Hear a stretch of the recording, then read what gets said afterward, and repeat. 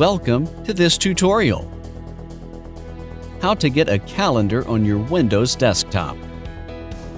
Right-click on your Windows desktop screen. From the drop-down list, click on the Gadgets option. Click on the Calendar gadget, and this will add calendar on your desktop. Click on the large size icon, and this will expand the calendar of the month. Click on the down arrow minimize icon, and this will show you the current date only. If you want to remove the calendar gadget from the screen, then click on the cross icon at the top right of the calendar gadget to close it. Close the Gadgets option window. In Windows 10, you can access the built-in calendar app of Windows by clicking on the date and time in the taskbar.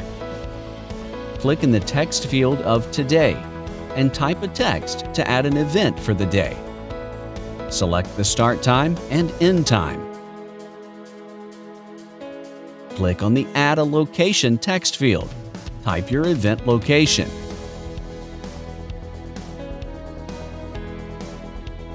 Click on the Save button.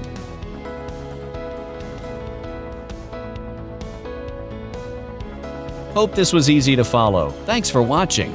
Please subscribe to our channel.